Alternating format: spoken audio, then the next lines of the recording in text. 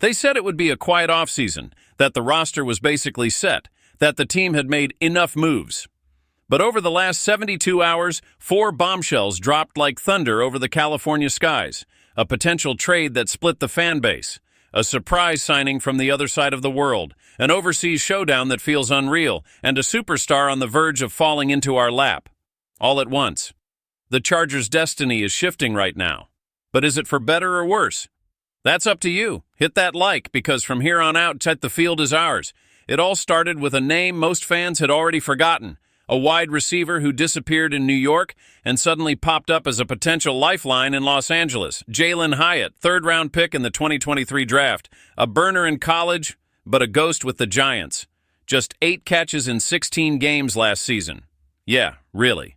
The Giants' offense was a train wreck. And Hyatt, just another unused pawn. Now, behind the scenes, the Chargers are circling, and it actually makes sense.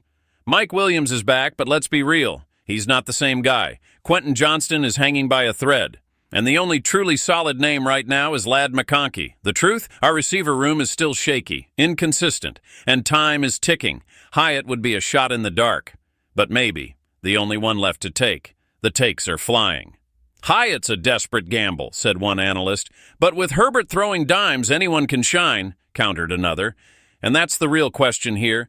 Was Hyatt the problem, or was it just the Giants' mess? The fan base? On fire. In group chats, it's full-on war. Some say Hyatt is a bust. Others say he could be the next Deshaun Jackson. And some fear the worst, that this move shows the front office is lost. But hang on, there's more.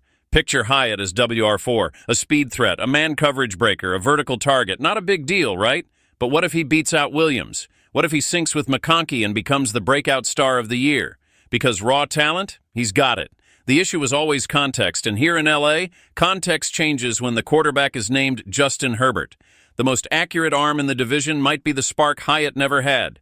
And Harbaugh? He loves hidden gem projects. Hyatt might just be one of them.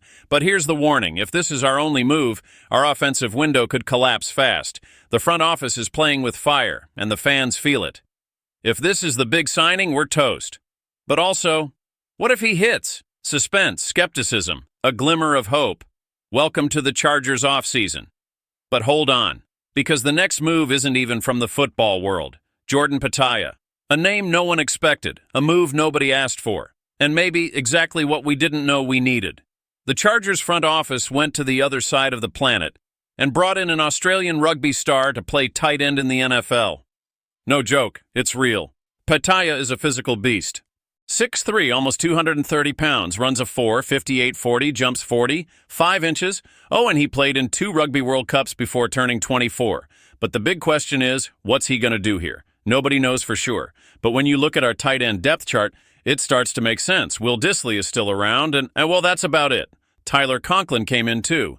But let's not kid ourselves. He's not Kelsey. Truth is, we're thin at tight end. And an athlete like Paya, he could be the X factor. Fans went wild. This ain't the Super Rugby, one guy yelled online, but another fired back.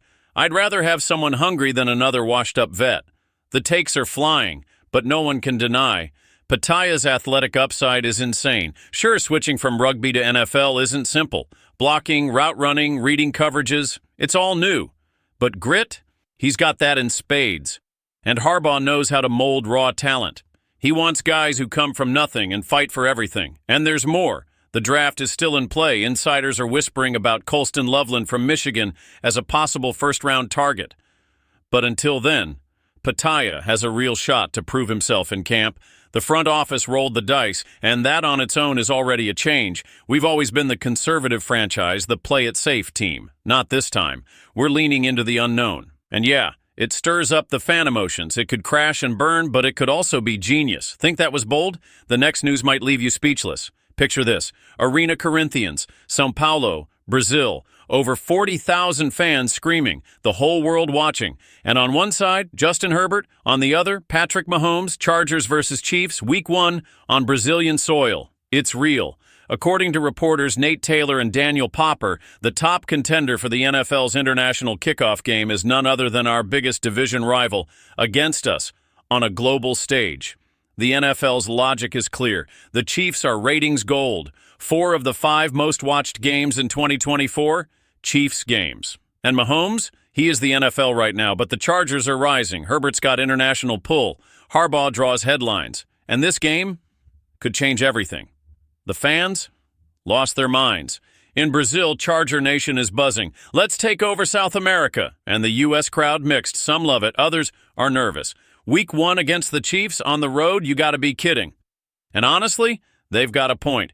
Kicking off the season against your biggest rival, it's a coin toss. A win changes everything, boosts morale, blows up social media, but a crushing loss, and the air gets sucked out before Week 2 even starts. So are we ready? Herbert is, Harbaugh is, but the roster still under construction, receivers in flux, holes on defense. This opener will test it all. Leadership, game planning, grit.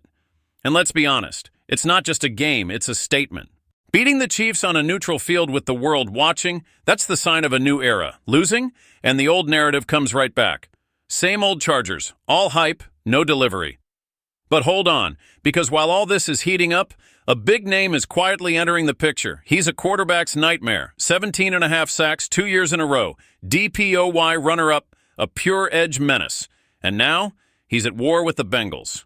Trey Hendrickson might just be the missing piece to turn our defense into a nightmare. And the door, it's cracking open. This isn't just smoke.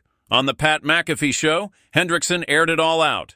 No sugarcoating, communication breakdowns, stalled contract talks, disrespect toward his agent. He's pissed, he wants respect, and if he doesn't get it, he might walk.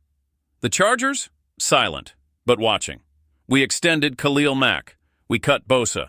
We've got Thule, who flashed but is still green. Our edge rotation needs more juice, and Hendrickson brings it in spades. There's just one catch. He's expensive. He's turning 30, and our front office isn't exactly known for splashy trades, but what if this is the moment? The Bengals already locked up Jamar Chase and T. Higgins. Their cap is tight. If the situation blows up, they might deal. Fans are begging. Please, just go get this guy. Enough with the penny pinching. And they're right. Hendrickson would shift the entire tone of the defense. He'd be the leader we're missing. And more than that, he'd prove the front office is finally playing to win. Picture it. Hendrickson and Mack wrecking the edge. Thule rotating in with fresh legs. The opposing QB gasping for air. And the crowd losing their minds like it's 2006. The chance is there. But it takes guts. And that kind of guts defines franchises. If we don't pull the trigger, someone else will, and when we face Hendrickson on the other side, it'll hurt. Harbaugh knows it. The locker room knows it. And deep down, you know it too. The window is open. The question is, will we step through or just watch it close? 4 stories, 4 turning points, a forgotten wideout, a rugby warrior, a global showdown, and a defensive beast on the loose.